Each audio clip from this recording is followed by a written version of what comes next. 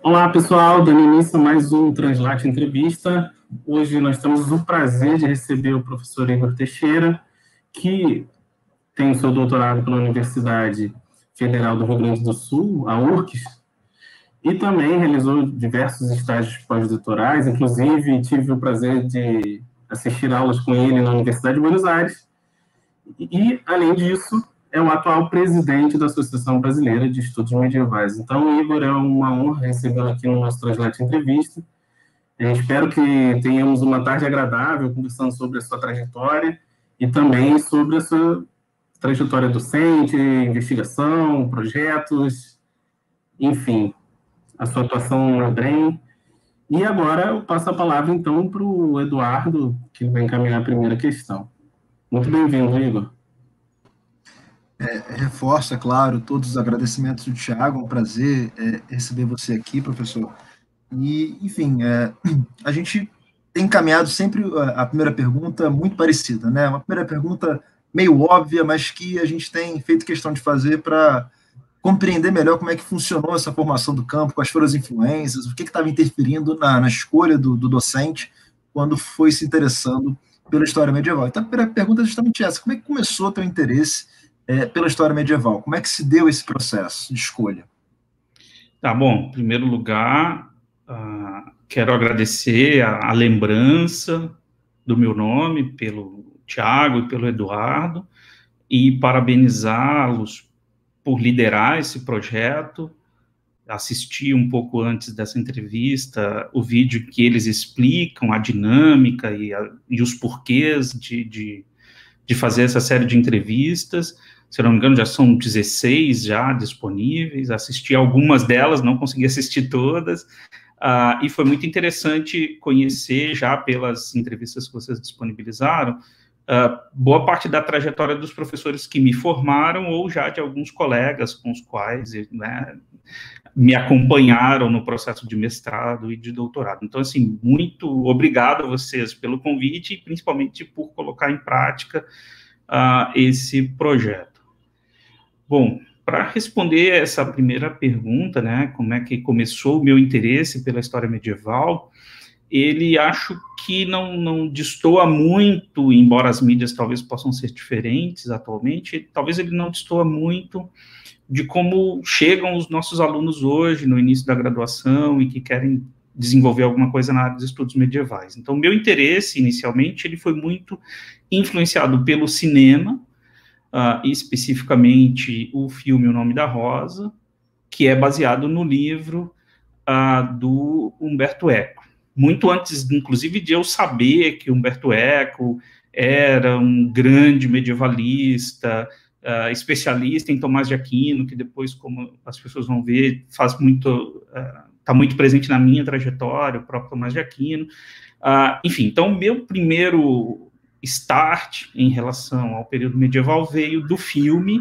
Depois do filme, eu li o livro e fiquei fascinado por aquele universo, mesmo, obviamente, sabendo que era ficção, mas teve um acontecimento decisivo, aí já na graduação em História, no meu primeiro semestre, né? Eu entrei na graduação em abril de 2001, na Universidade Federal de Viçosa, era aluno da primeira turma do curso de História, e no final daquele semestre, no mês de julho de 2001, aconteceu em Belo Horizonte o Encontro Internacional de Estudos Medievais da ABREM, aconteceu na PUC de BH.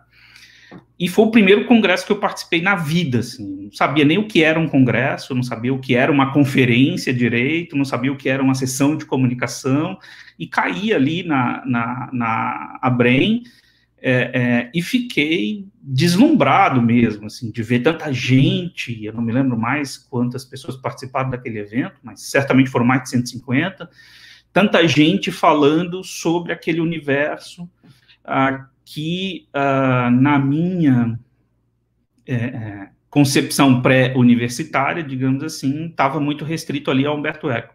Então, o evento da ABREM de 2001, para mim, foi um divisor de águas, embora estivesse ainda no meu primeiro semestre. porque foi ouvindo aquelas conferências, mesmo sem entender nada delas, porque eu não tinha nem feito a disciplina de História Medieval ainda, em Viçosa a disciplina era no segundo semestre, mesmo sem entender nada delas, eu falei, olha, eu quero mexer com isso aqui, né? Depois até fui, no mesmo ano, em outros eventos sobre história da América Latina, não sei o quê, mas eu já estava fisgado ali pelo evento da ABREM, já tinha ficado extremamente empolgado, porque o evento acabou com a notícia que, dali 2 anos, em 2003, o evento seria realizado em Salvador, que é uma cidade com a qual eu tenho uma relação familiar muito grande, né? Tios, primos, então sou apaixonado pela cidade de Salvador, então eu já sabia que ali 2 anos eu já tinha pelo menos um motivo para voltar à Bahia, e fui ao evento de 2003, ainda como aluno de graduação, sem apresentar trabalho nem nada, só pelo digamos assim, prazer de acompanhar aquela quantidade de gente que se reunia em torno de 10 séculos para apresentar suas pesquisas, né? Então, teve esse interesse a partir do cinema e da literatura, mas o que foi fundamental para eu querer fazer alguma coisa relacionada à Idade Média, ainda na graduação, foram os encontros da ABREM, principalmente o encontro de 2001, que foi o 4º, se eu não me engano, o 3º, e o evento de Salvador em 2003, quando eu ainda nem apresentei trabalho, né? Eu só fui apresentar trabalho a primeira vez na ABREM, se eu não me engano, 2005 ou 2007. Então, era quase como uma coisa assim, de olhar aquelas pessoas e falar, um dia eu vou apresentar trabalho nesse congresso. E foi, né? De uma certa forma, foi assim que a ABREM acompanhou a minha trajetória muito nesse sentido, né? Mas veio daí. Professor, muito obrigado pela resposta. É curioso porque uma das primeiras recordações que eu também tenho, acho que o Eduardo também, foi da nossa primeira ABREM, que foi algo bem marcante. A gente conseguiu, na época havia possibilidade de financiamento da universidade e a UF pagou uma viagem de ônibus do Rio a Cuiabá, e nós fomos de ônibus até Cuiabá e foi verdadeiramente uma grande aventura e nos marcou até hoje de forma muito significativa, né? Porque, enfim, de certa forma, além da qualidade do que a gente viu lá em Cuiabá, né, da reunião e aquele universo gigante de pessoas falando sobre temas muito correlatos, e a importância desses eventos da ABREM na nossa própria formação, no nosso encantamento com a Idade Média. E imagino que também, especialmente para os alunos lá da Universidade Federal do Mato Grosso. E tem uma questão que, geralmente, a gente trata, e aí a gente está falando de congresso, está falando do nosso fascínio pela Idade Média, e esse fascínio é partilhado por outras sociedades na América Latina, né, como, por exemplo, os nossos colegas argentinos, os nossos colegas chilenos, os mexicanos. E aí uma questão que fica sempre em nós é se existiria alguma especificidade, né, dessa história medieval produzida aqui no Brasil, né? E é interessante porque você já teve a experiência lá na Universidade de Buenos Aires, já foi na Escola Francesa de Roma, na Universidade de Milão, então esses diálogos também com latino-americanos, com europeus, te permitiram, imagino eu, uma visão um pouco mais alargada dessas diferentes produções historiográficas. E a gente queria ouvir um pouquinho de você, sua reflexão a respeito disso, né? De como nós produzimos essa história medieval. Tá, essa é uma pergunta que eu acho que a gente tem que se fazer sempre, e acho que as respostas que a gente dava lá há 5, 6 anos atrás, hoje ganham cada vez mais elementos, até por conta da própria pandemia, que deu uma espécie de horizontalidade na forma como se pesquisa a Idade Média, tanto no Brasil quanto na Europa, por exemplo, e já explico o porquê disso. Então, assim, eu acho que quando a gente fazia essa pergunta há um tempo atrás, geralmente a resposta ela ficava muito restrita ao fato de nós não fazemos no Brasil, por exemplo, história pátria, né?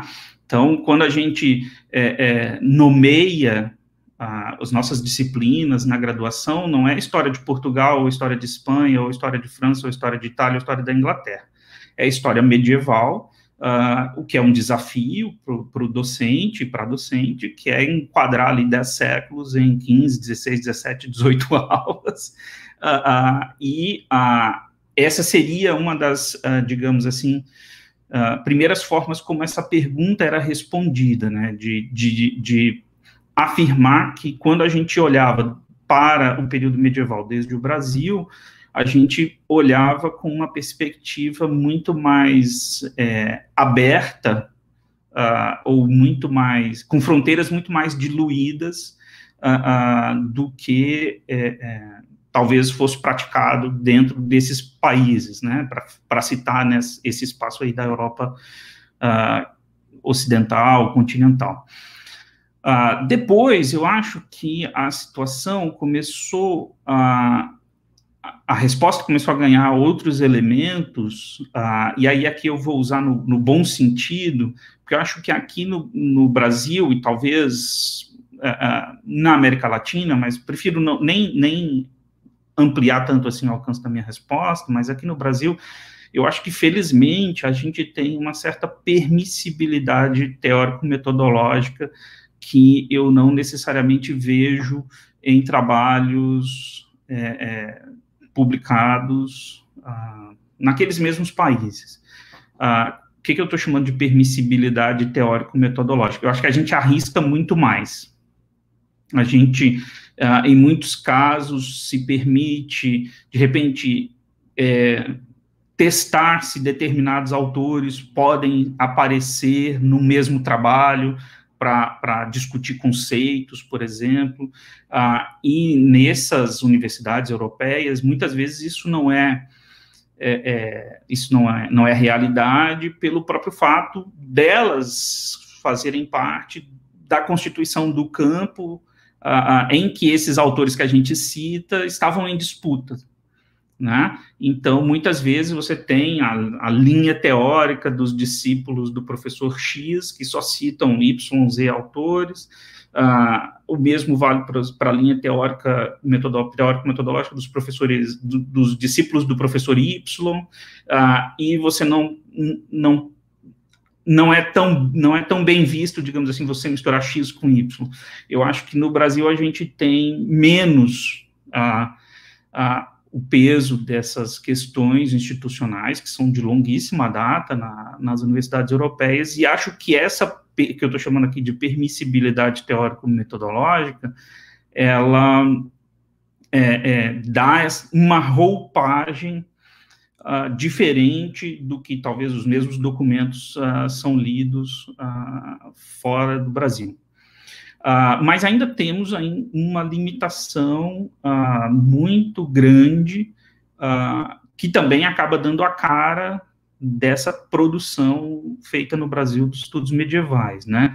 Infelizmente, por exemplo, mesmo que os documentos estejam cada vez mais presentes, digitalizados, em boa qualidade, online, a gente ainda está muito preso a abordagens que não são seriais, né? A gente ainda faz muita pesquisa, no meu modo de ver, restrita a um conjunto pequeno, digamos assim, de documentos. Poucos são os trabalhos, e aí talvez eu vou citar aqui 2 que são da geração que é a geração que me formou, digamos assim, mas que ainda atua, por exemplo, pensando aqui a tese da professora Fátima Fernandes, da Federal do Paraná, e a tese da professora Cibele, que é minha colega, no Departamento de História da URGS, né, que ambas vão trabalhar com os séculos finais do período medieval e vão propor análises prosopográficas, né? Esse tipo de trabalho é muito raro entre nós, dentre outras coisas, porque a gente não tem tanto acesso facilitado, digamos assim, a documentos para fazer pesquisas que demandam de uma quantidade muito grande de documentação. tá? Então, eu ainda acho que parte da nossa produção, ela está ainda muito vinculada a documentos de cunho jurídico, normativo, literário, aí o literário bem amplo, né, que vai desde a poesia galego-portuguesa, as narrativas hagiográficas e crônicas, e aí estou falando, obviamente, muito dos documentos com os quais eu trabalho, inclusive. Então, eu acho que seria um outro elemento que a gente, de repente, daqui a alguns anos, pode acrescentar nessa resposta, que é que o trabalho com fontes seriais desenvolvidos no Brasil sobre o período medieval pode acrescentar ainda mais nessas outras duas, digamos, formas de se responder essa pergunta. E no início da minha resposta, eu disse que a pandemia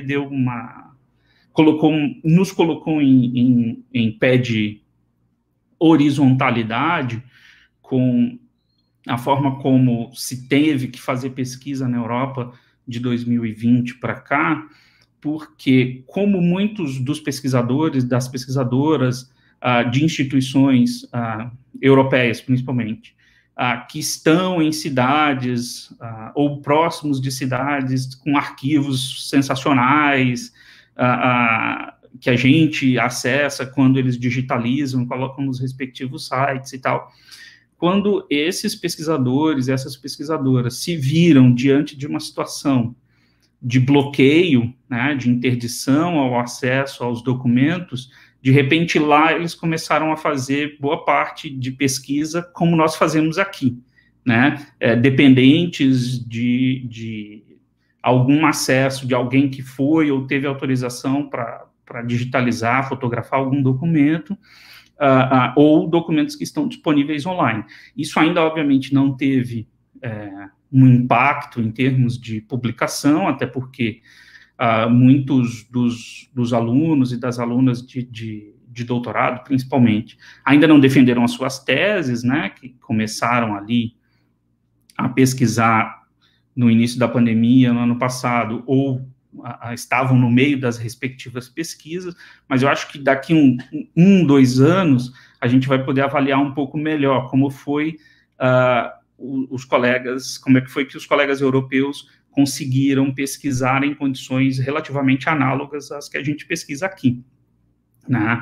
Então, aqui a gente ainda tem também uma outra especificidade, que, tirando algumas poucas bibliotecas de instituições, como, por exemplo, a biblioteca da Unicamp, a biblioteca da USP, da UFRJ, da UF, que tem bons acervos e acervos atualizados de bibliografia, a gente ainda é muito dependente das bibliotecas pessoais dos professores, né, que adquirem, que têm acesso a projetos, né, a editais de financiamento, que, vez ou outra, ainda conseguem viajar e acabam comprando livros e tal. Então, a gente também ainda é muito dependente dessas bibliotecas pessoais, né?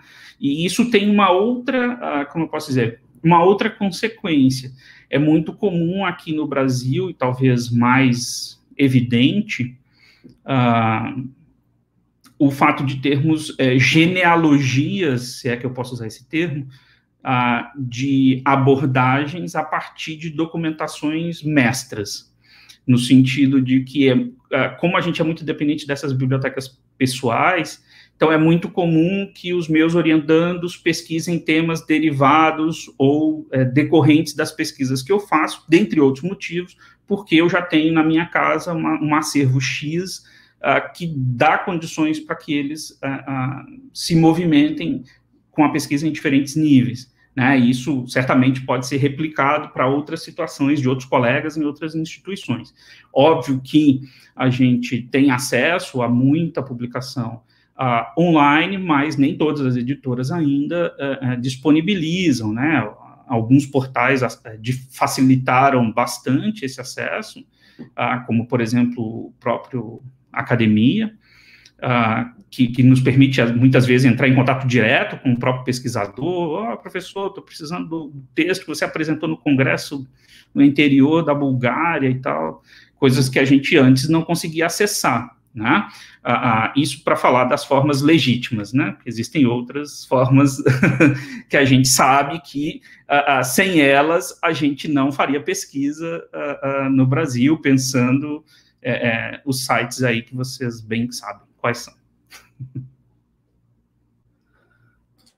Professor.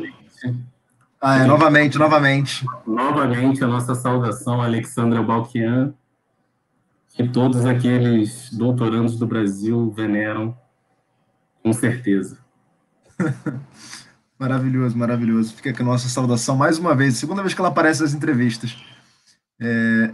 Enfim, professor, obrigado pela sua resposta. De fato, foi um panorama bem interessante. Enfim, a gente está falando sobre essa relação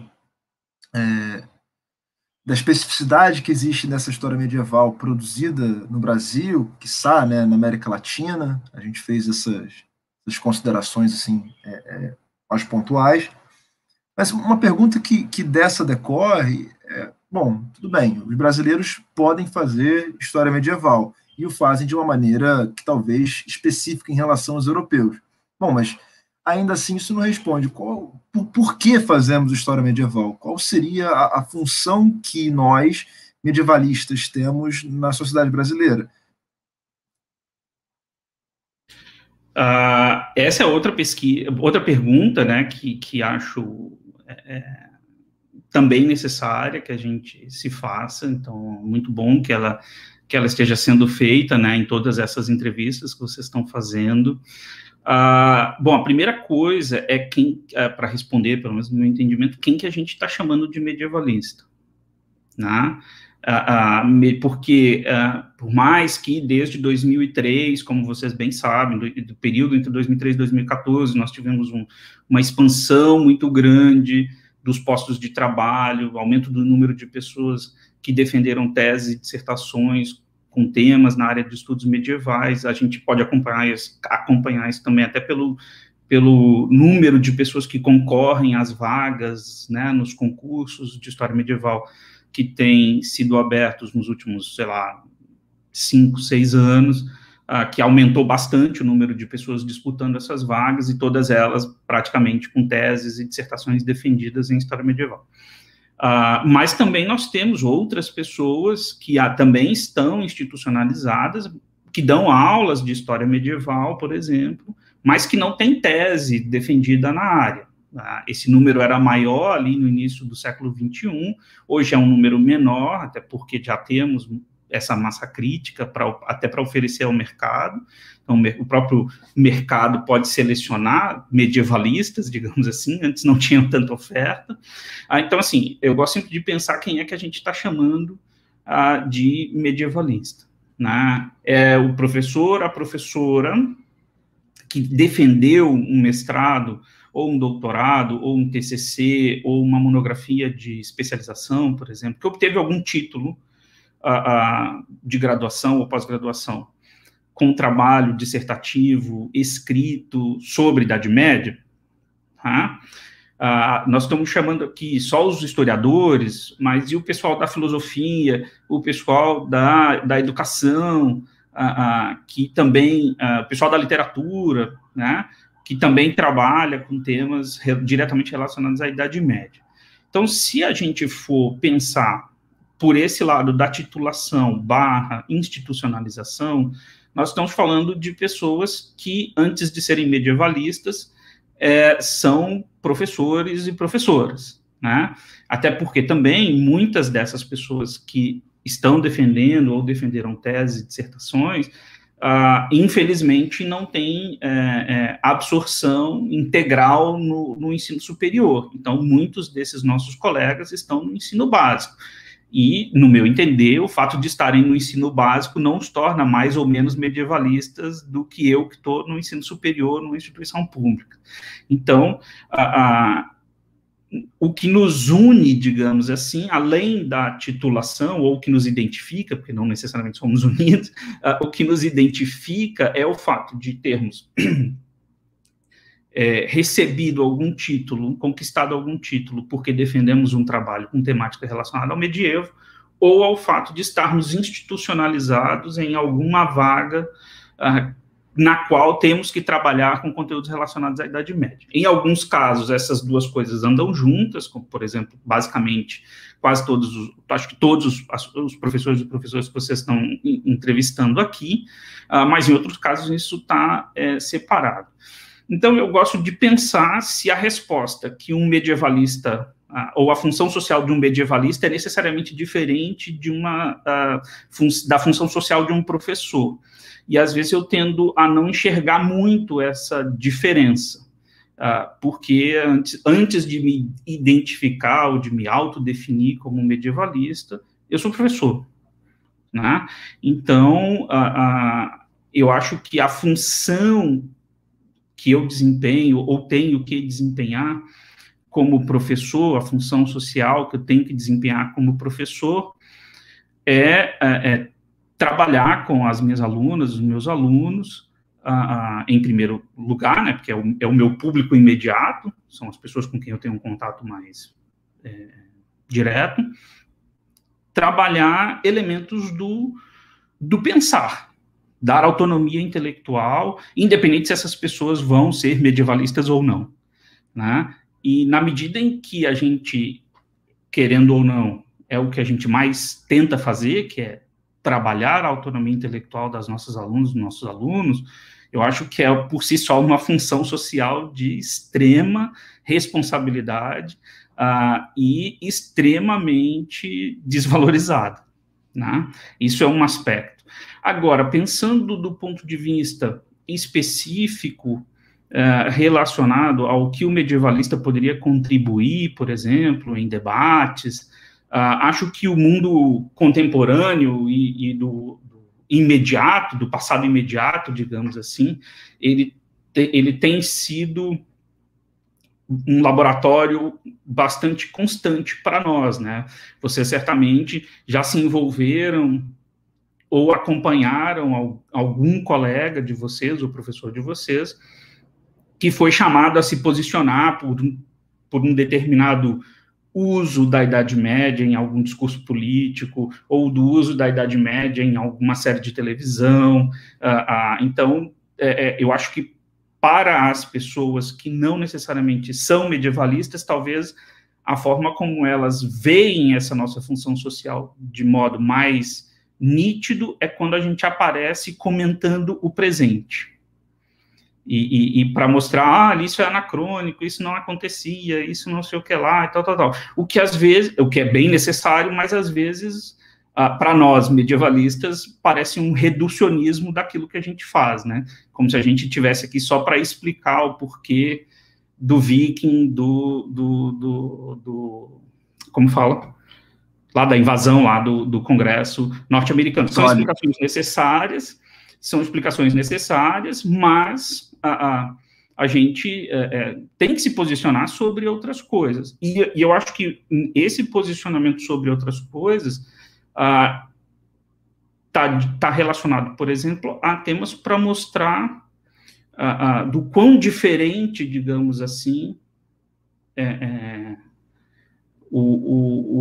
estudar a Idade Média nos ajuda a estranhar o passado. Esse estranhamento do passado, eu acho que é fundamental para a gente conseguir se posicionar.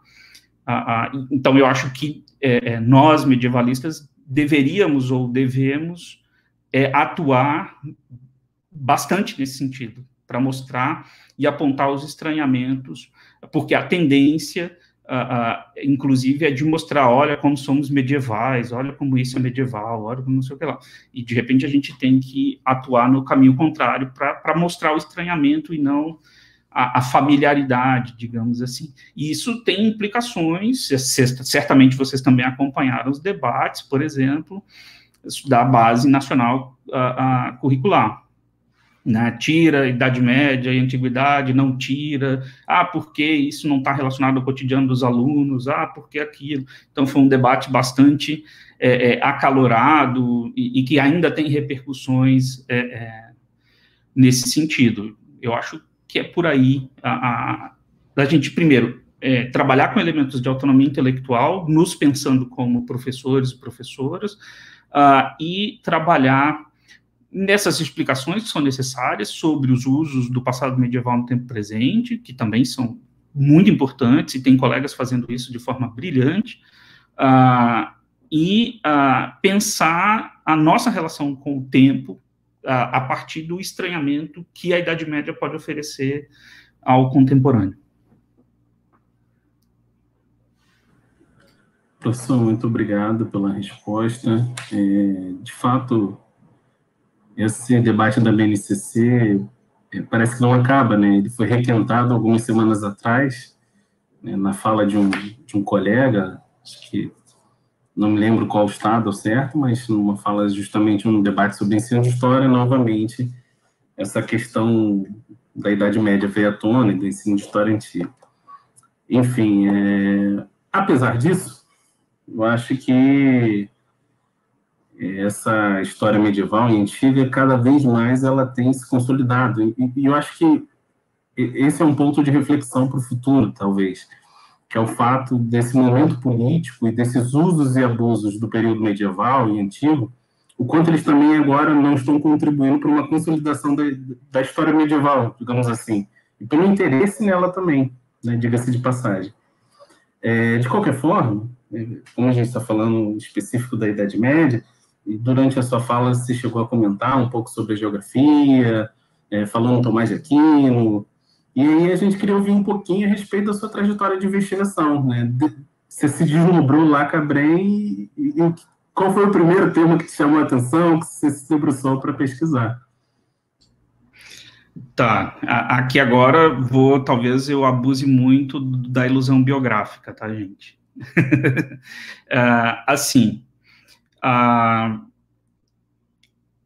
vou falar do primeiro livro que eu li já como graduando, que me fez pensar assim, será? É um livro de um autor chamado Jeffrey Richards, Sexo, Desvio da Nação, as Minorias na Idade Média. E aí, nesse livro, esse autor afirma, né, ele não apagou, esse autor afirma que a Suma Teológica do Tomás de Aquino era o tratado mais sistemático produzido na Idade Média contra a homossexualidade ou contra a sodomia. E essa informação, eu falei assim, putz, será mesmo? Será que um cara lá no século XIII escreveu, assim, vou escrever sobre isso num tratado de teologia? Começou dali. Esse livro eu ganhei de presente de uma prima, que também fazia história na época, ela estudava história na UFMG, e aí no meu aniversário ela me deu esse livro de presente, por conta do pós-deslumbramento com o evento da Abrem em 2001. Então, essa foi uma questão. Em segundo lugar, na graduação em História, em Minas especificamente, principalmente quando a gente começa a estudar a América Portuguesa, a história né, da colonização, ou a história colonial de Minas, ela é muito permeada por assuntos religiosos. Então, eu tinha muito interesse, por exemplo, em ir lá em Ouro Preto, Viçosa é relativamente perto de Ouro Preto, e pesquisar os arquivos do Tribunal Eclesiástico de Mariana para saber dos crimes sexuais que os padres eram acusados e os processos. E, ao mesmo tempo, também comecei a ler muitos sermões do Vieira, e, de repente, comecei a me deparar, em vários momentos, com referências a Tomás de Aquino. E eu falei, putz, mas não tem jeito, eu vou ter que ler esse cara, né, para ver o que está acontecendo aqui. Naquele momento, ali no início dos anos 2000, uma editora estava lançando uma edição bilíngue bastante boa da Suma Teológica, e eu conversei com a professora que era coordenadora do curso sobre essas inquietações e tal, de repente, ela tinha uma grana lá de um projeto dela, ela comprou os 2 primeiros volumes dessa Suma Teológica, do Tomás de Aquino, chegou para mim no departamento, tinha aula com ela no dia, ela pegou os livros, literalmente, falou, olha, eu comprei, agora vai sentar, fazer seus fichamentos e estudar para saber se é isso mesmo, né? E foi dali, né, do interesse que a professora Franci, na época, soube, digamos, cultivar ali, alimentar um pouco. Isso ali era 2002, início de 2003. Então, em 2003, eu já estava lendo, fazendo fichamento, digamos assim, de forma mais sistemática da Suma Teológica do Tomás de Aquino. E aí fui para o evento da ABREM, em Salvador, como eu falei anteriormente, e lá foi lançada a tradução brasileira da Legenda Áurea. Né, a tradução feita pelo professor Hilário, professor Aneri, publicada pela Companhia das Letras. E eu comprei a Suma Teológica ali, a Legenda Áurea, desculpa, por causa das primeiras páginas da apresentação que eu consegui ler ali na banca do vendedor de livros, que imediatamente já tinha alguma referência falando que era um texto, né, da segunda metade do século XIII, portanto, contemporâneo ao Tomás de Aquino, da mesma ordem, não sei o quê, e tal. Eu falei, vou comprar, era um documento, né, a gente tinha essa coisa, quando que eu vou ter acesso aos documentos, então, querendo ou não, a Legenda Áurea era ali um documento que eu estava tendo acesso. Então, eu comprei em 2003, e é uma publicação enorme, aquilo não caminha na minha mochila, tive que trazer aquilo na mão, né, de avião, de Salvador para Belo Horizonte, e depois ainda pegava um ônibus para ir para Viçosa. Então, eu voltei a viagem praticamente ali, folheando o texto da Legenda Áurea, li toda a apresentação e tal, e falei, putz, tem coisas que eu estou vendo aqui falarem nessa apresentação que eu encontro também na Suma Teológica, não sei o que e tal. Cheguei em casa, consegui achar alguns artigos da professora Neri, principalmente, depois consegui acesso à tese dela, e comecei a estudar os 2 textos ao mesmo tempo, da Suma Teológica e da Legenda Áurea, e a historiografia sempre dizendo que eram 2 obras bastante diferentes umas das outras, opostas pela forma, pelo conteúdo, e eu comecei a identificar algumas coisas que não eram tão diferentes assim, que não caminhavam de formas tão opostas assim. E aí, tanto a minha monografia de conclusão de curso, quanto a minha dissertação de mestrado, foram exercícios de comparação mesmo entre esses 2 textos, algumas questões, a Suma Teológica são 9 volumes, algumas questões da Suma Teológica com alguns capítulos da Legenda Áurea. Quando eu defendi o mestrado, eu já li desde 2003, lendo a Legenda Áurea e a Suma Teológica, aquilo já era 2007, me veio um interesse específico, que eu estava trabalhando com Tomás de Aquino, as geografias, e eu nunca tinha me perguntado como é que o Tomás de Aquino tinha virado santo. Nunca tinha trabalhado com o processo de canonização, por exemplo. E aí, o semestre entre o segundo semestre de 2007 e o primeiro de 2008, foi quando eu comecei o doutorado, aí escrevi o projeto para estudar o processo de canonização do Tomás de Aquino, né, que foi o que virou a tese. Então, a minha trajetória, né, de investigação, ela começa por uma informação que um autor lá num livro, hoje que eu considero mais de divulgação do que qualquer outra coisa, falava que era o Tomás de Aquino, eu já vou responder se era ou não,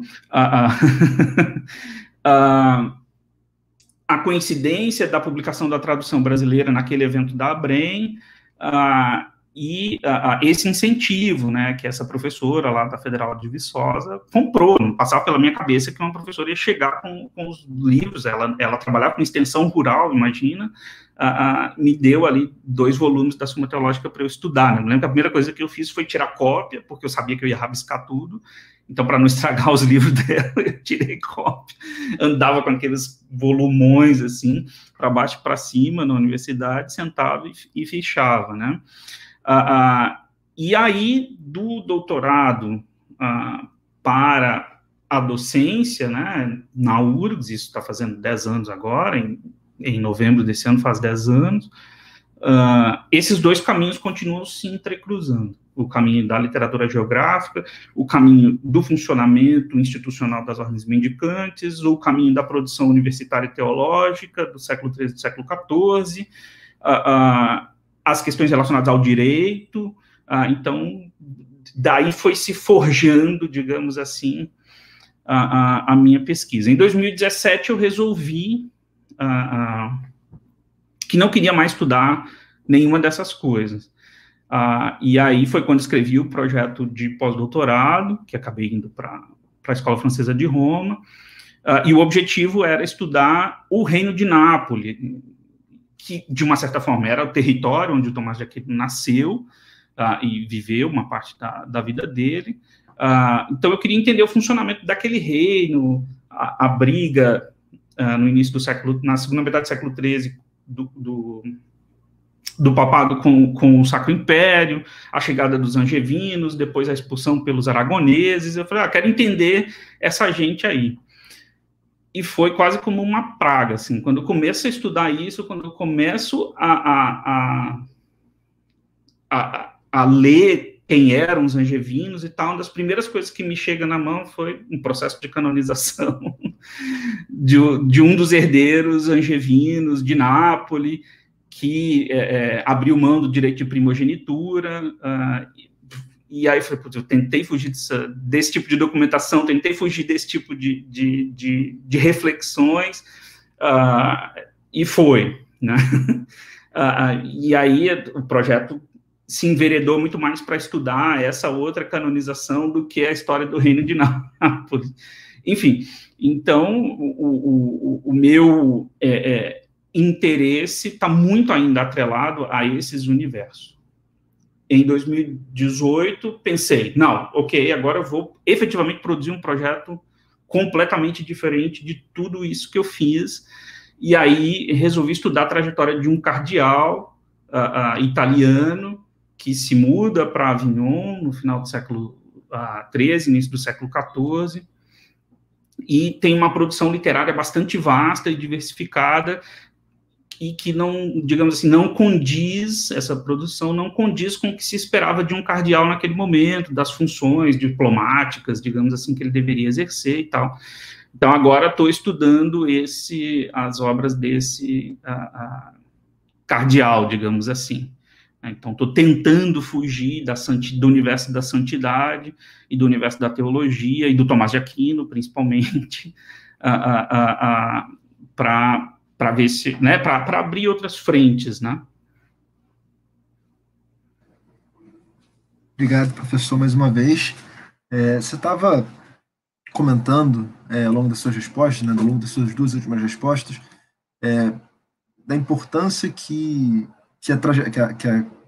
a função de professor tem na sua trajetória, né, tanto na questão da função social, da nossa atuação como professores.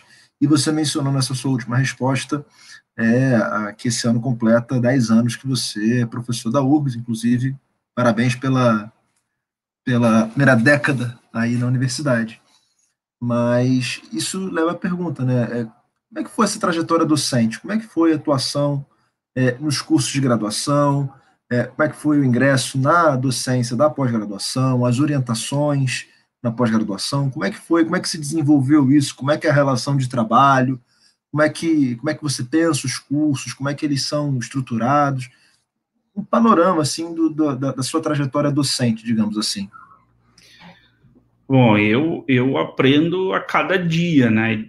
Então, eu tenho que obrigatoriamente dividir a minha trajetória docente de 2011 até de 2012, porque efetivamente eu tomei posse em novembro de 2011, mas ali já era final do semestre letivo, então só fui entrar em sala de aula mesmo no início do ano letivo de 2012.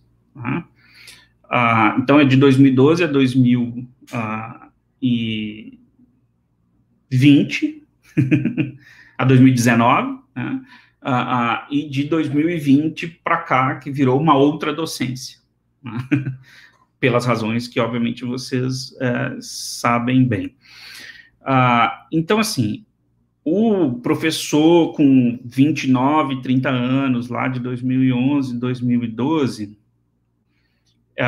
obviamente, errou muito, assim, de achar que os alunos só faziam as minhas disciplinas, que então eles podiam ler 500 páginas por semana só para estudar Bizâncio, né, fazer 15 provas e 85 fichamentos. Estou dando uma exagerada aqui, mas o que eu percebo é que eu entrei na docência muito com uma cabeça de pesquisador, porque era, de uma certa forma, boa parte do que eu tinha aprendido a fazer na universidade, né? Embora eu tenha tido, por exemplo, em 2008, 2009, fui professor substituto de História da Educação, na Faculdade de Educação, na universidade, e em 2011, durante todo o primeiro e segundo semestre, dei aula de filosofia do direito numa faculdade privada em Minas, depois de História Antiga e Medieval na Federal dos Vales do Jequitinhonha e Mucuri, em Diamantina, que foi efetivamente quando eu pude lecionar pela primeira vez Idade Média. Mas o fato é que eu, assim, até 2013, talvez, eu ainda era muito mais um projeto de pesquisador que dava aula, então, de uma certa forma, eu sofria até um pouco pelo fato de não dominar ali ainda a dinâmica de sala de aula, que pesquisar a Idade Média é diferente de lecionar a Idade Média, que os 40, 50 alunos que eu tinha em sala de aula não estavam fazendo curso de História para saírem dali medievalistas.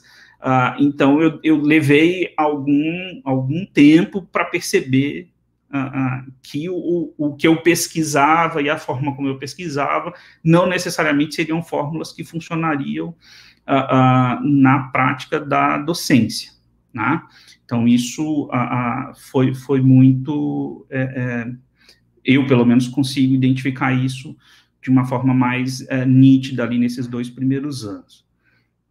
Isso começou a mudar quando um grupo de alunos, que felizmente me acompanha até hoje, começou a me procurar porque queriam pesquisar a Idade Média, né? Foram os meus primeiros orientandos de iniciação científica, que depois fizeram mestrado comigo, e agora estão quase praticamente todos eles no doutorado. Então, eles já não eram mais meus alunos de Idade Média, porque já estavam, né, da metade do curso para frente, mas eu sempre tive um diálogo muito aberto com eles e com elas. Então, eu perguntava cada vez mais para eles, o que vocês acham disso daqui? E eles davam bastante pitaco, assim, isso daqui, ninguém merece ler esse cara na primeira aula, presta atenção, que o cara, quando está fazendo Idade Média, ele também está fazendo Brasil 1, não sei o quê. Então, tem uma série de questões que podiam gerar as minhas frustrações, né, porque as pessoas iam fazer as escolhas delas de quais textos ler, porque não dava tempo hábil de ler todos os textos que todos os professores passavam para ler todos os dias, todas as semanas. Então, esse grupo de alunos, que são 5, 6 alunos, eles foram muito importantes para eu pensar e perguntar para eles sobre a minha prática docente. E eu percebi que de 2013 para frente, 2014 para frente, eu comecei a ficar mais à vontade em sala de aula, né? Comecei a entender melhor a minha posição como professor, diferente, digamos assim, do Igor que pesquisava sentado no escritório em casa. E aí eu acho que comecei a me divertir mais nesse sentido, começou a ficar mais legal, comecei a me permitir mais coisas que antes eu não me permitia, né? E isso também se refletiu depois na minha função como orientador da pós-graduação, porque, embora esses 5, 6 alunos, né, com os quais tenho contato muito, quase que diário até hoje, tivessem muita proximidade comigo, eu queria que eles pesquisassem no meu ritmo. E às vezes eu me frustrava, porque ou eles tinham um ritmo mais acelerado que o meu, ou eles pesquisavam no ritmo deles, que né, não tem regra, né, para esse tipo de coisa. Então, o acompanhamento quase que diário, eles se sentavam ali, a gente tinha uma mesa de reuniões no meu gabinete, que divido com a professora Cibele, então eles sentavam e discutiam textos, usavam às vezes o espaço até para fazer trabalhos de outras disciplinas e tal. Eles acabaram também moldando um pouco a forma como eu atuo na pós-graduação nesse sentido, né? Estou dando muita moral para eles aqui, mas, de fato, eu acho que eles não têm um pouco noção de como que eles me ajudaram a me pensar como professor, porque, querendo ou não, eram os alunos do universo de 200 alunos, 400 alunos que a gente tem na graduação, eram os que mais estavam próximos, né? Os que estavam mais próximos. Então, foi a forma como eles comentavam sobre o que eles gostavam de aulas que funcionavam ou não funcionavam, ou que eu perguntava para eles, me ajudou muito a me moldar como docente, principalmente de 2013 para frente, 2014, de modo mais específico. E, chegando para essa etapa final, né, que é do ano passado para cá, essa pandemia disse, olha, tudo bem, você estava ali se divertindo de 2014 a 2019, mas a gente resolveu mudar o jogo.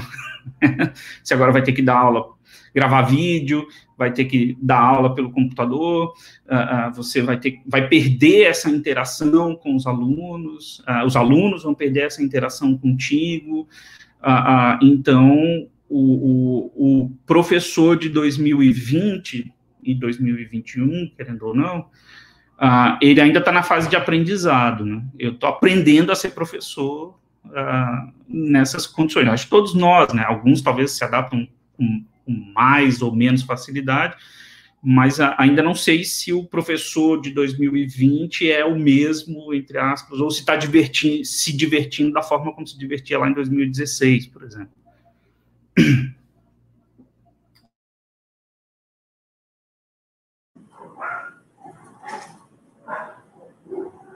Bom, professor, obrigado pela sua resposta.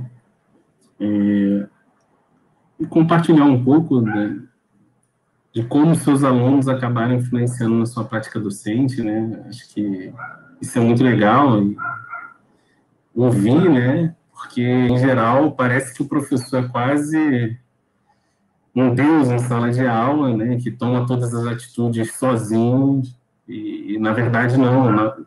A todo momento existe um diálogo com os nossos alunos, o quanto eles nos ensinam no dia a dia, e o quanto também nós mudamos as nossas práticas cotidianamente para poder atender também as demandas deles, né? E isso é muito interessante ouvir, e é bem legal esse momento, porque, para mim, para o Eduardo, é um momento de muito aprendizado também, ouvir professores já consolidados, né? Falar um pouco sobre a sua prática docente. E falando nessa questão de estar consolidado, já é o seu segundo mandato como presidente da ABREM, né? E aí a gente queria saber um pouquinho de você, como é que você avalia a importância dessa associação, né, para a área de medieval no Brasil? Como tem sido esse papel da ABREM na área de história medieval, né? Tá, eu acho que a importância da associação, ela muda também conforme foi expandido o sistema universitário brasileiro.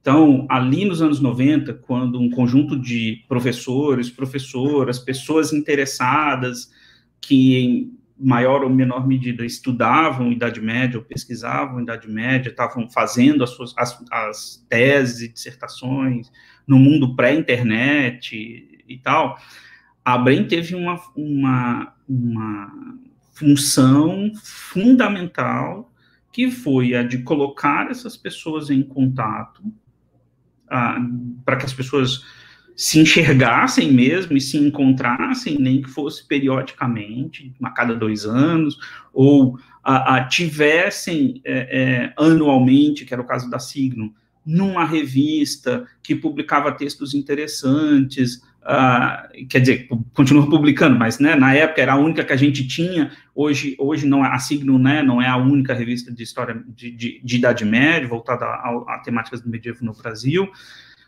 Então, eu acho que talvez até 2006, pensando 10 anos, os primeiros 10 anos da ABREM, ela teve uma função que era muito nítida, que era colocar as pessoas em contato. Esses contatos certamente favoreceram uma estrutura que se multiplicou quando também os postos de trabalho passaram a se multiplicar de 2003 a 2014, 2015.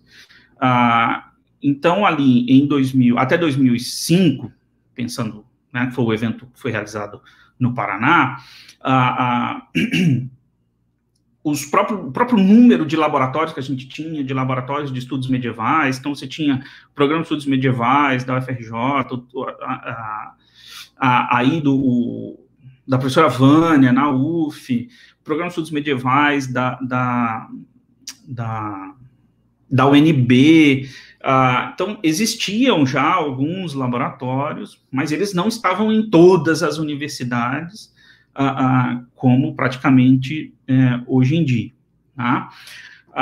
Depois de 2006, mas principalmente eu acho que quando a minha geração começou a defender as teses e a ocupar esses espaços institucionais, e os laboratórios não só começaram a se multiplicar, mas a existir em rede. Estou pensando aqui o Laboratório de Estudos Medievais ali da USP, Unicamp, que tem núcleos na UFMG, na Fronteira Sul, em várias outras universidades do Brasil. Outros programas também começaram a se articular em rede de formas independentes da ABREM. São pessoas que estão relacionadas à ABREM, em maior ou menor adesão, digamos assim, mas a ABREM já não tem mais esse papel aglutinador que tinha até ali mais ou menos 2005. O que eu acho que a ABREM pode contribuir para não só o campo de um modo geral, mas também para uma geração de novos pesquisadores, começar a pensar sobre essa Idade Média que está sendo pesquisada fora das universidades. Por que disso? Né? Isso volta lá para outras respostas que eu já dei. Né? Muitos dos meus colegas de geração, ou da geração, se é que eu posso falar, né, que já existe uma geração depois da minha, não vão ter acesso aos cargos e funções, por exemplo, que a minha geração teve, a não ser quando aquela segunda geração, digamos assim, começar a se aposentar, e, como a gente bem sabe, as nossas carreiras, elas são muito longas, né, que podem ir até os nossos 75 anos de idade, e uma vez que o sistema universitário atingiu um tamanho X, que a gente não vê muito movimento público, ou projeto público de continuar essa expansão, ou mesmo de consolidar essas expansões, significa que nós vamos ver um número menor de postos disponíveis nesses lugares. Então, o que eu acho que a ABREM deveria começar a fazer é pensar como ajudar na articulação da pesquisa sobre Idade Média feita fora da universidade. Acho que ela poderia, aí sim, nesse aspecto, ter de novo aquele papel aglutinador que ela teve lá nos anos 90 e no início dos anos 2000. Obviamente, estou falando isso no plano ideal, né, mas é de conhecimento público. A associação, nesse momento, ela está com um impasse jurídico, que nem posso falar muito, porque o processo está rolando, que tem dificultado esse tipo de existência, inclusive como associação.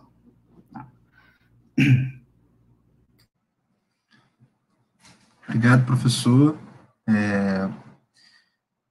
E, enfim, a gente falou um pouco da Abrem agora, né, como ela teve uma função aglutinadora num determinado momento, como é que hoje os laboratórios existem em rede, mas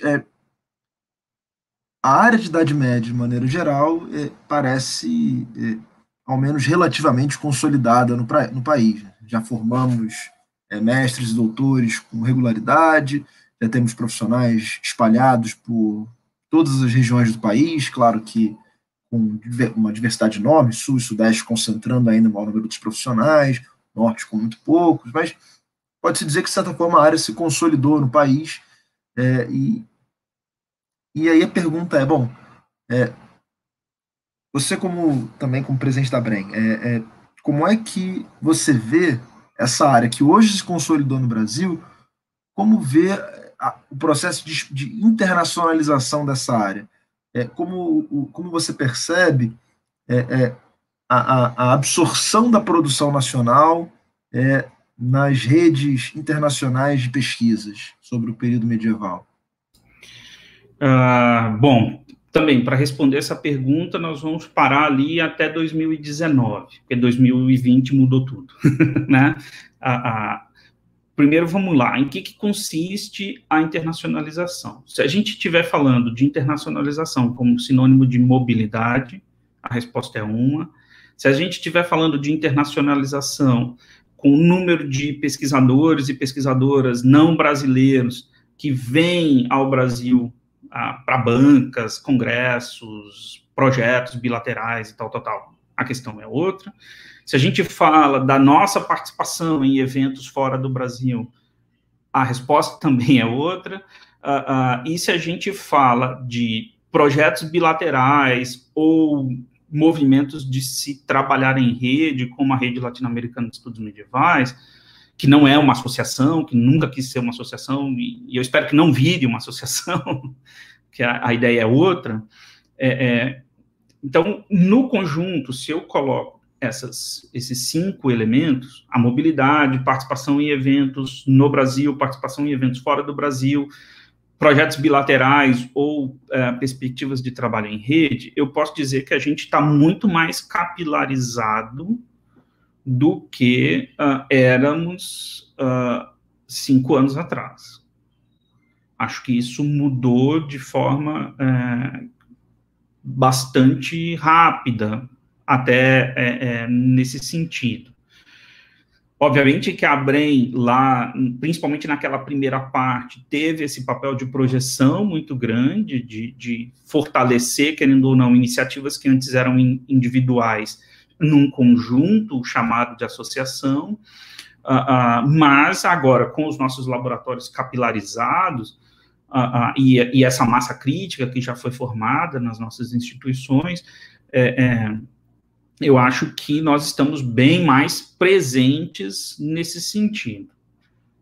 Tem aí, talvez, um obstáculo que é usado, muito entre aspas, contra nós para dizer por que não somos tão internacionalizados, que é a questão da publicação em língua portuguesa. Tá? Eu me lembro na nossa primeira reunião da Rede Latino-Americana de Estudos Medievais, que foi na Costa Rica, teve um momento que fizemos uma reunião de trabalho, e eu questionei os colegas do Chile, da Argentina, da Costa Rica e do México que estavam ali, por exemplo, se eles estavam dispostos a inserir na bibliografia das disciplinas deles textos dos colegas brasileiros em língua portuguesa, por exemplo, para que nós fôssemos mais lidos na América Latina, porque eu disse que o movimento de colocar textos em espanhol, por exemplo, na graduação em História, pelo menos, em muitas universidades no Brasil, é uma prática bastante corrente, né?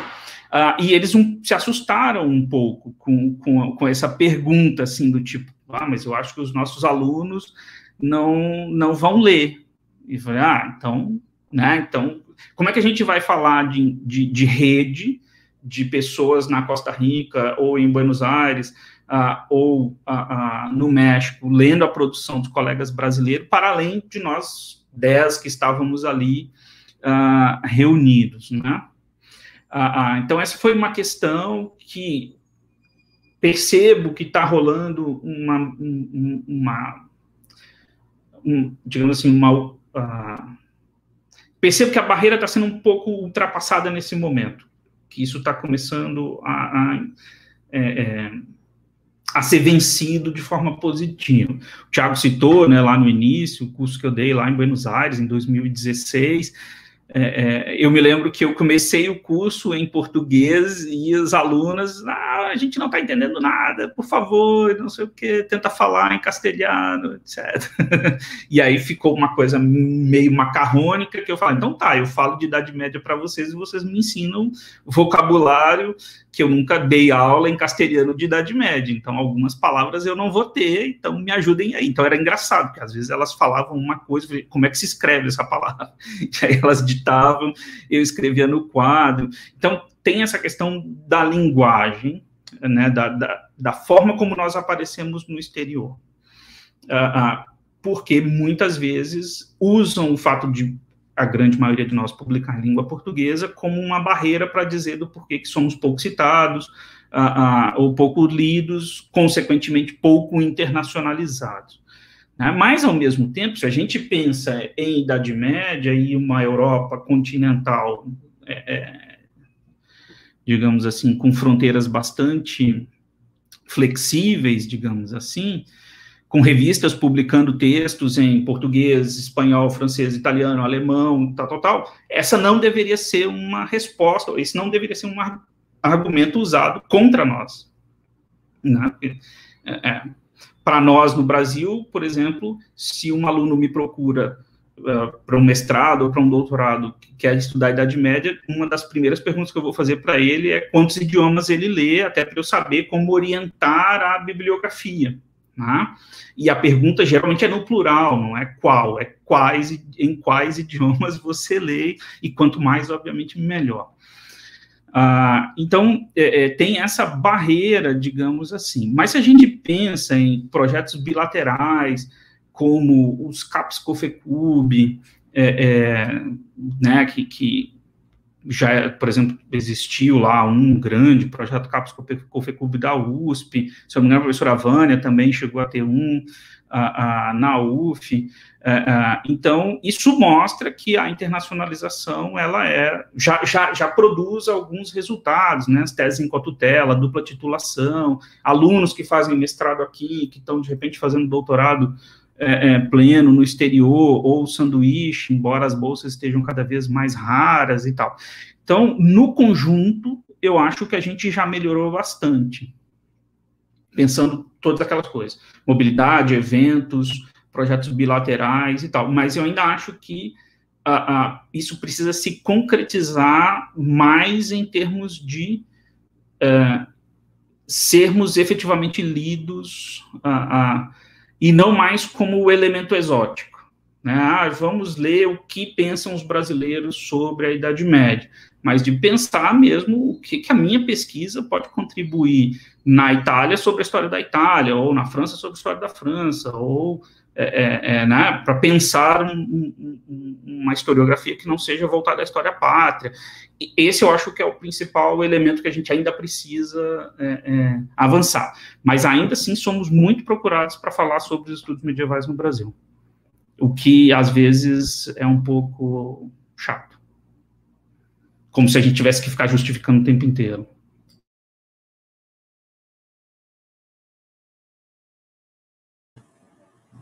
Obrigado, professor, pela sua resposta. A gente está encaminhando aqui para o final da nossa entrevista e você já começou até a responder ela um pouco quando falou sobre as línguas, né, que os seus orientandos, teoricamente, deveriam saber. E, de fato, gente, pessoal, isso felizmente ou infelizmente, estudar a Idade Média envolve algum nível de conhecimento de diversas línguas, né? Enfim, mas, de qualquer forma, professor, geralmente o Eduardo que chega no final para fazer essa pergunta, mas hoje caiu minha vez, né? Então, imagine só que você está lá no seu escritório, lá na URGS, e aí bate um aluno da graduação perguntando, professor, Eu quero estudar a Idade Média, o que eu tenho que fazer, né? O que seria indispensável para esse jovem medievalista, o futuro jovem medievalista? Tá, aí é uma questão, assim, eu costumo fazer essa abordagem, tentar responder essa abordagem da graduação, fazendo com que a aluna ou o aluno pense sobre quais condições ele ou ela vai poder acessar os documentos do período. Então, por exemplo, uma das primeiras reuniões ou reflexões que eu faço com quem me procura ou que está ali já em alguma fase da iniciação científica é fazer uma reflexão sobre as traduções de documentos que a gente tem ao período, que é óbvio que eu não vou chegar para um aluno de segundo, terceiro ou quarto semestre dizendo, não, para começar tu tem que chegar aqui sabendo latim, paleografia, não sei o que, seria o mundo ideal, né? Mas bizarro. Então, se eu adoto essa postura, tu precisa disso, isso, isso e aquilo, eu não vou orientar ninguém nunca. Então, eu costumo fazer essa primeira reflexão sobre a percepção do acesso à Idade Média a partir das traduções, que é como eu acessei a Idade Média primeiro, lá em 2003, por exemplo, 2002, 2003. Então, vamos refletir sobre traduções, né? Então, trabalhar a necessidade de fazer uma investigação sobre boas edições, boas introduções a essas edições críticas, tentar avaliar que tipo de informação a tradução vai me permitir trabalhar, né? Então, se eu estou trabalhando com tradução, eu não vou poder trabalhar muito com problemas relacionados, por exemplo, à métrica, a ritmo, ou mesmo a estilo literário de um texto que foi produzido originalmente, por exemplo, em latim, porque vai mudar muito a estrutura da língua para ela fazer sentido em língua portuguesa, por exemplo. Então, vamos trabalhar com o tipo de informação que essa tradução nos fornece sobre outros elementos e tal. Mas isso geralmente é uma etapa vencida relativamente rápido. O que eu acho hoje que é fundamental, e aí isso não vale só para quem está começando, mas vale também para nós, é organização e disciplina. Por que eu preciso de organização e disciplina? Hoje, talvez, muito mais do que lá quando eu comecei a estudar. Só para ter uma ideia, quando eu comecei a estudar lá em Viçosa, a biblioteca tinha 54 volumes que no assunto estava catalogado como Idade Média, ou medieval.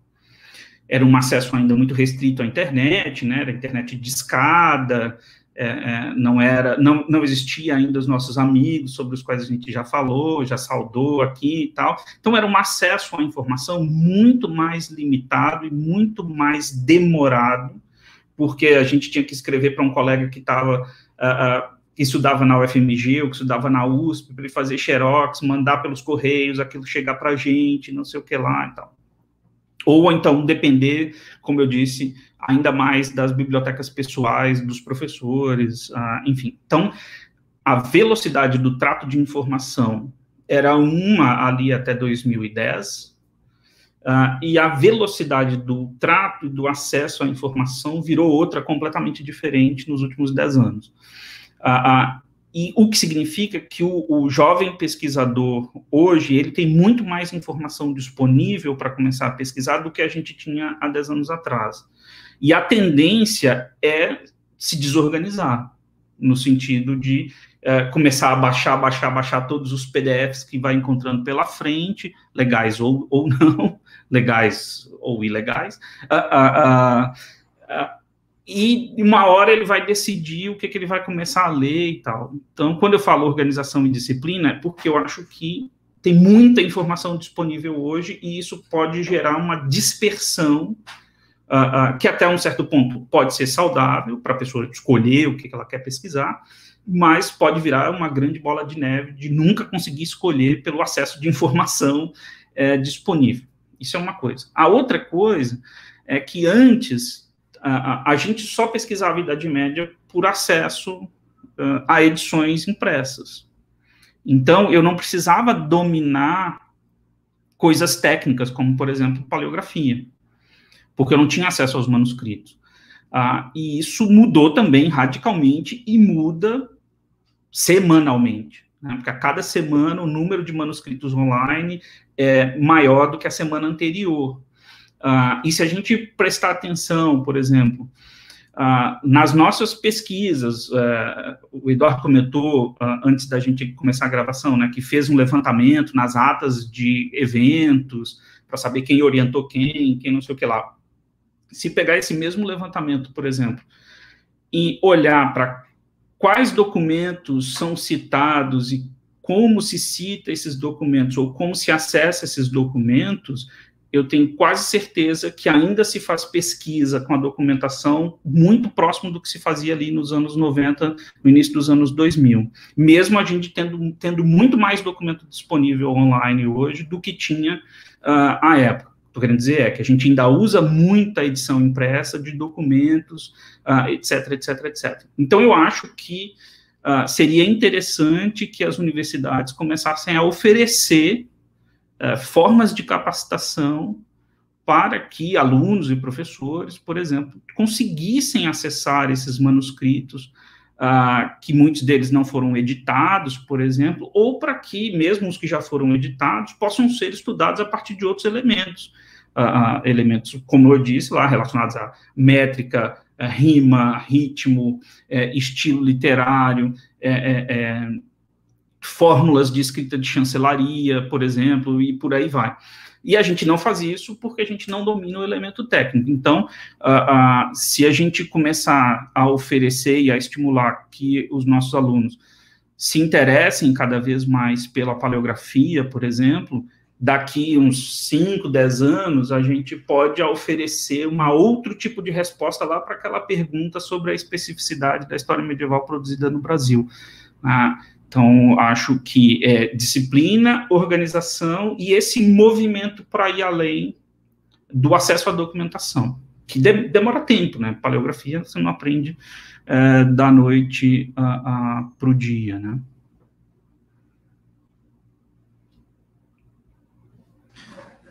Obrigado, professor, por mais essa resposta. A gente encaminha agora para a nossa despedida, agradecer muito a disponibilidade do professor. O Tiago agora está projetando o último livro lançado pelo professor Igor Teixeira. Então, para quem quiser conhecer um pouco mais do trabalho, está aí disponível.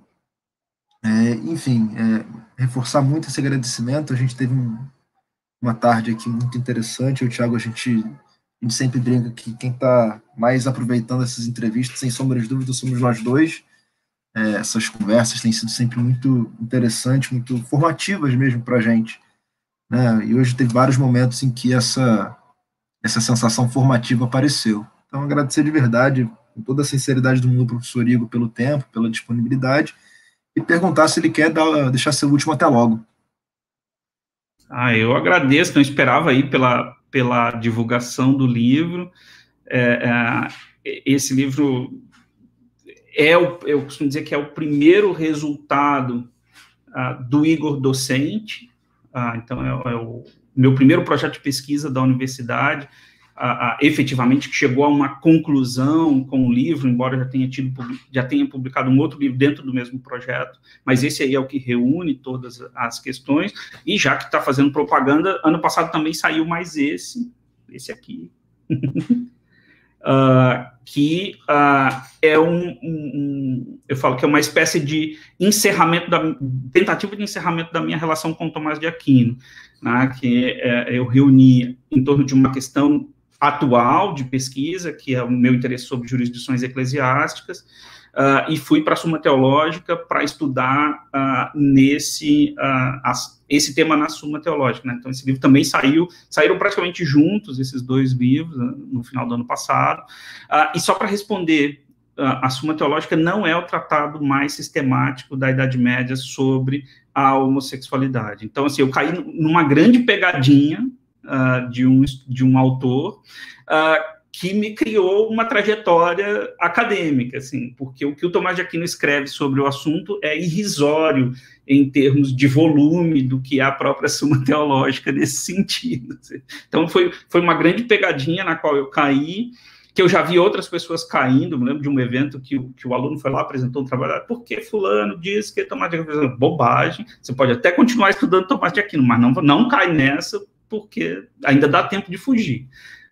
Então, eu fiquei... São 2 livros que me emocionaram muito, por razões diferentes. Uma porque tem a ver com a minha trajetória docente, e esse aqui porque retoma o Igor lá da graduação, e, inclusive, tem aqui um agradecimento específico para aquela primeira professora que chegou com o livro no departamento e falou, toma, vai estudar. Então, o livro é praticamente uma prestação de contas, assim, está aqui, 20 anos depois, mas está aqui. Então, gente, muito obrigado e, de novo, parabenizar vocês pelo projeto, eu acho sensacional. As entrevistas que eu já consegui assistir foram muito bacanas. O vídeo que vocês fizeram explicando o próprio projeto também é muito interessante, por mostrar o que motivou vocês, né, a fazer, não é só um conjunto de entrevista pelas entrevistas em si. Então, eu acho muito bacana, estão de parabéns. Então é isso, pessoal. Obrigado quem acompanha a gente até aqui. A gente tem outras entrevistas aqui no canal, tanto com professores brasileiros quanto professores latino-americanos. Então, quem puder, compartilha, dê o joinha, curta o canal, enfim, toda aquelas recomendações que está todo mundo careca de saber. E é isso. Até o próximo Translate Entrevista, pessoal. Tchau, tchau. Tchau, tchau, pessoal.